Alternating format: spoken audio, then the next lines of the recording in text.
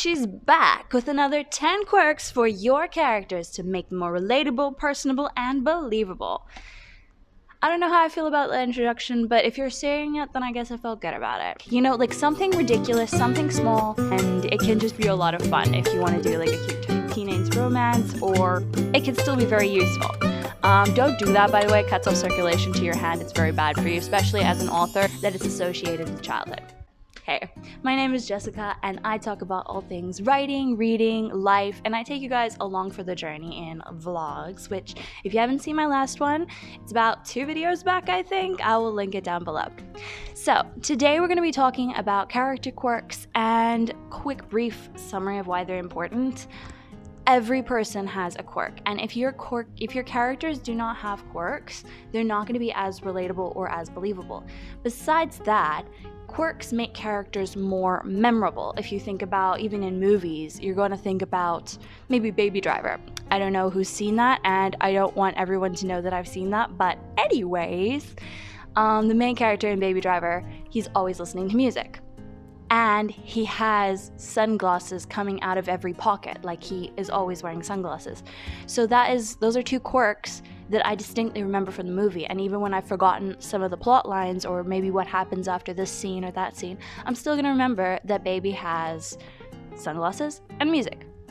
You understand where I'm going with this? So basically, when you have characteristics and character quirks for your characters, it makes them more relatable, makes them more believable, and it makes them more memorable. And as authors, we desperately need our characters to be more memorable, so that they're not just remembered by the angsty love triangle or the intense ability to stare down, I don't know, their love interest or whatever. So you want a character that is more than just the storyline. And in order to create that, it is somehow easier to create it when you've got, like I said, character quirks. All that to say, I've got 10 fresh character quirks for you to have a think about and maybe include in your next work in progress or your current work in progress. We all know how work in progresses go. Without further ado, character quirk number 1. I got the character quirks on my phone here, so I'm just gonna read them off. Okay, number 1. Your character has the thickest skin in absolute history. You cannot say anything to them that will make them upset with you. Like nothing. They just carry on with their lives like nothing hurts them. But there's one singular exception. Now, I want you to make this exception not the classic, your mom is whatever. Like, I want you to make this exception like a truly abnormal thing, something that no one would think to say, like you eat too much, or you talk too much, or like there's just one specific thing that triggers them and they absolutely cannot handle being told that they wear too much pink. You know, like something ridiculous, something small. Maybe it comes up, maybe it's just something that you have in your head and you know this about them, and that kind of defines a part of what their character is like. Okay, so that's character quirk number 1. Character quirk number 2. I would personally do this for either a guy or a girl. Mostly it'll be easier, like less quirky if you do it for a girl, but this character of yours blushes bright red whenever they're embarrassed. Like when I say bright red, I mean their whole face turns like a tomato, and they genuinely absolutely hate it, so they wear like a ton of makeup to cover it up.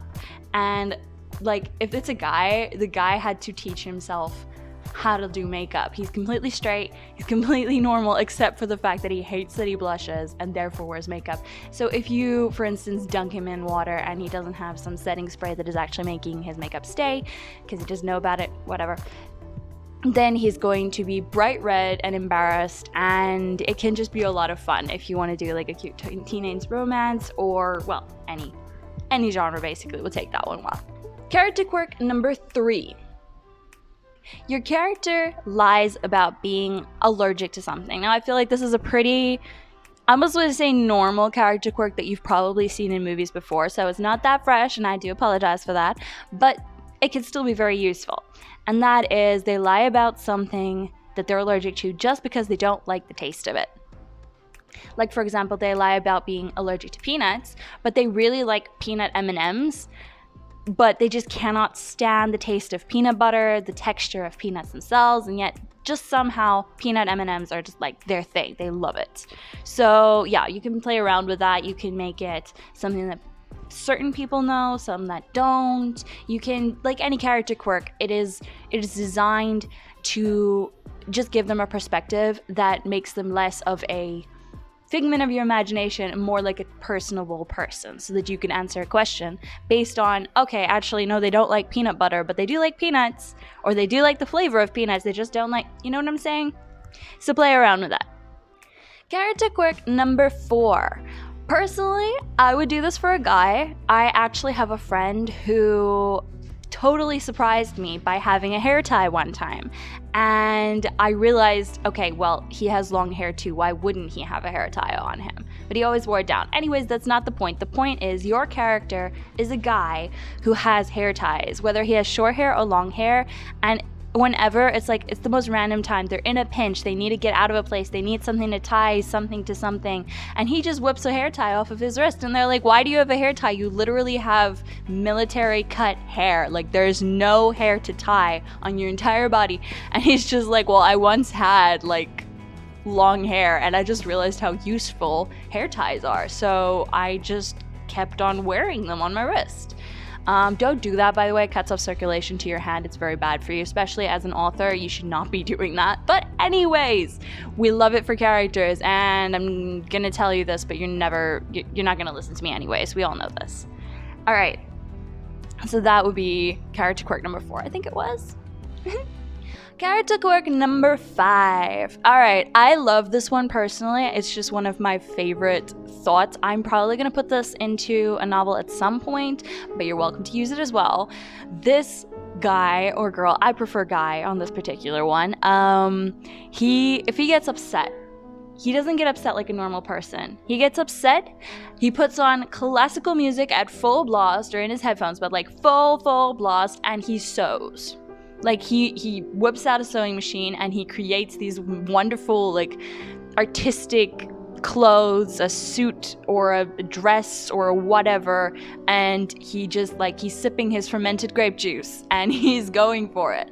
Like, this kind of, like, that's how he deals with emotions.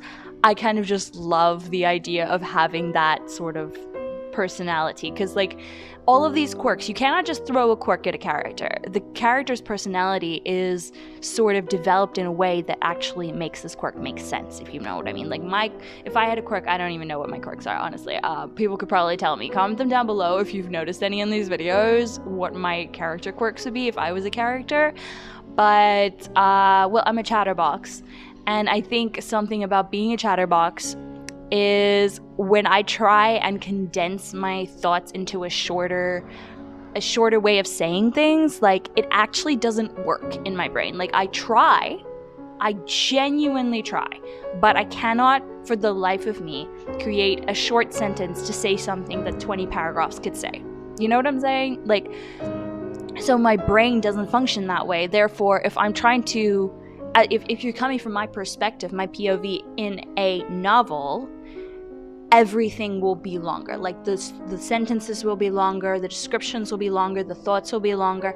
I process emotionally, so I genuinely cannot just give you an answer. If you ask me a question that has an emotional impact, I need time to emotionally process that before I can even answer you. So basically what I'm saying is your character quirks kind of help you see who this character is. So if your character is, like, for instance, this character quirk 5, where he is, you know, sipping his fermented grape juice, and he is sewing his clothing, and he is, you know, listening to the classical music, what kind of a person does that? Is it someone who came from, like, a rich background and then fell from it and still clung to those classical roots?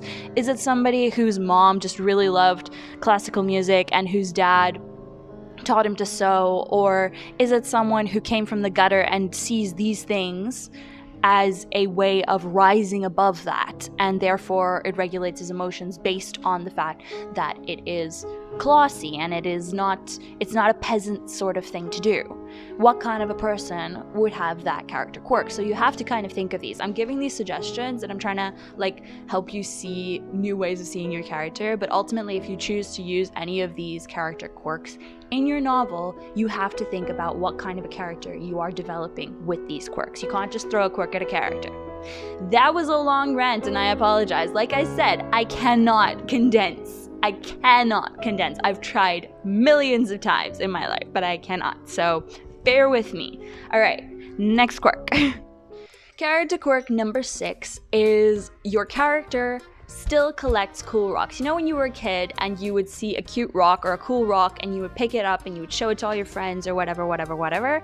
So this character still does that. Now, you can make them a geologist and make them obsessed with actual rocks and whatnot, but I want you to kind of make it that it's not just cool rocks that have value or that are like semi-precious stones or precious stones. I want you to make it, even if he sees a rock that he knows has zero value, or he or she sees a rock that they know has zero value monetarily, but it looks cool, they still pick it up and they still collect it. So like their whole house, or maybe they just have like a room for rocks, you know, a rock room, you know, like make them obsessed with still tapping into that sort of childish side of them. But it's not childish. I'm not saying it's childish. I'm just saying that it's associated with childhood. That's all I'm saying. All right, so that's the quirk. Character quirk number 7 question mark? I do believe it's 7. If it's not, I guess you're gonna get a bonus quirk. I don't know, but I'll put the number here. You know what number it is. So character quirk number 7. Whenever someone insults this character, they explain in great detail how it is anatomically impossible for this person to get under their skin. So they'll be saying something like, yeah, my heart is too big to fit you under my skin right now. Or they'll say something like, if I were to let you under my skin right now, I would have to give up 90% of my lung capacity, and you know how much I love to breathe. Like, they genuinely, like, they deflect insults and criticism with this sort of or like bullying with that sort of a comeback. It's not even like, yeah, I'm not gonna let you under my skin. It's like kind of like belittling them in a way, but like throwing them back their own medicine, not in like a really mean way, but just like in a very factual way. Like it's not possible for you to fit under my skin because I already am at the perfect capacity right now. Like I've been designed this way. I know everything fits. There's not space for you. Or like, I am so in love right now that there's no space in here for anybody else, so you cannot get under my skin. Like that kind of a thing. Like basically explaining that it's not a possibility to let you under my skin. Character quirk number 8, I think, is basically a girl who's like one of the guys, right? Like she's totally part of the group, she's enjoying life, but there's one small thing that they know they never do around her, and that is swearing. So like they literally would be the most wild, roughest kind of bench. She walks into the room, they stop all the swear words, because although she's like one of the guys, she's like a total tomboy. She literally, you know, if it's a cowboy setting, she rides horses and shoots guns. If it's like a city girl setting, she like beats up muggers. Like she is the guy's like girl kind of situation. But if you swear around her, she's like, you don't swear around a lady, okay? Did your mom not teach you better? And she is tough enough to kind of enforce it. So everyone's like deathly afraid of swearing around her. So yeah, that one I kind of like, because it's kind of giving like, she is the tomboy and like most things don't matter. Like you can bully her in other ways, like that's totally fine. Like not like in bully, but like you can joke around with her and play around with her, like it's fine.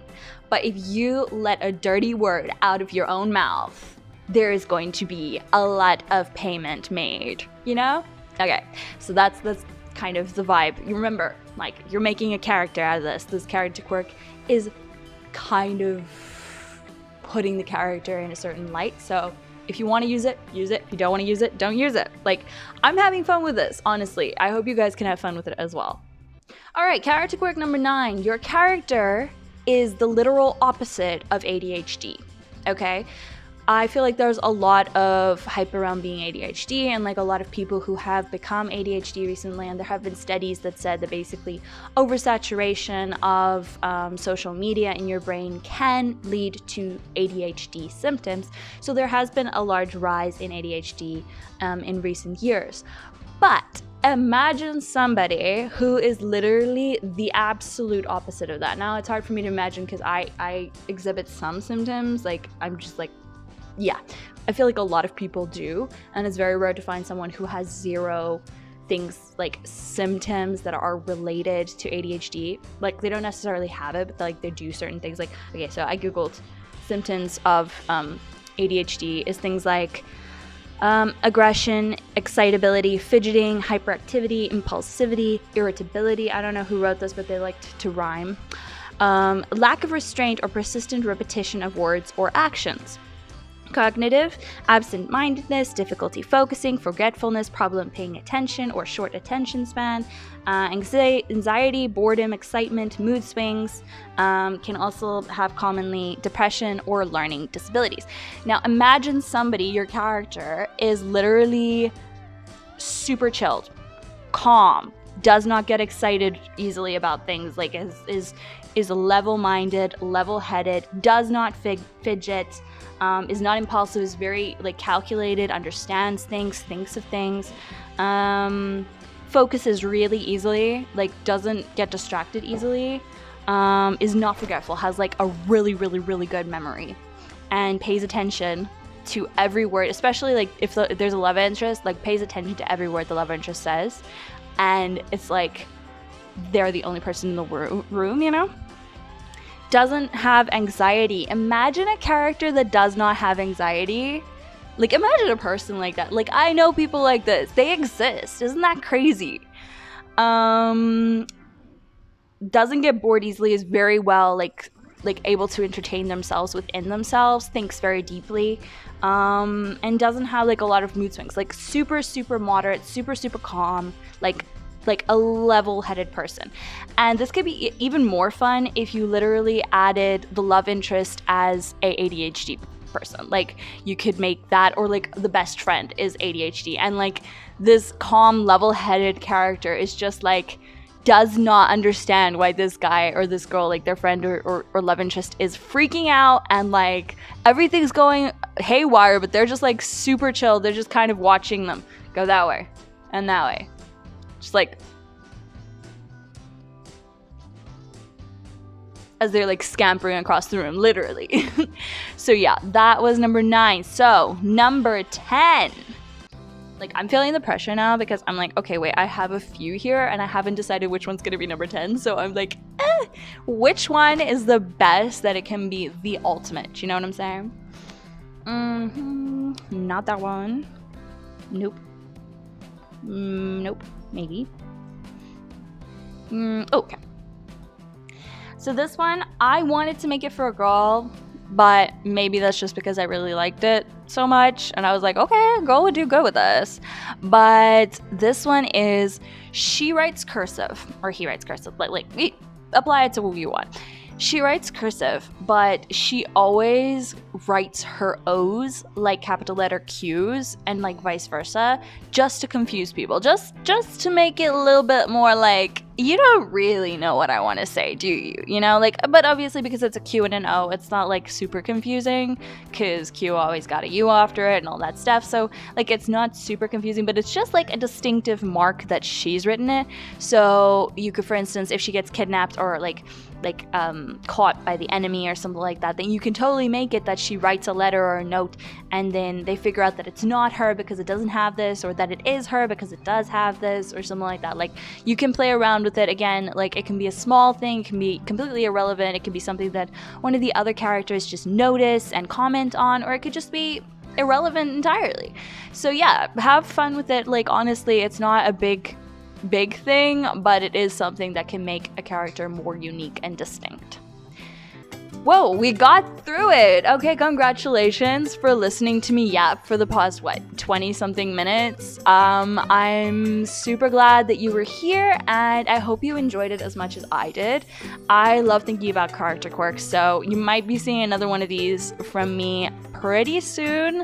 Let me know if you'd enjoy that. I also tend to give character quirks on my Instagram, which I will link below if you want to go check that out, because it is so much fun to think of unique ways in which people are unique, if that makes sense at all. I don't know.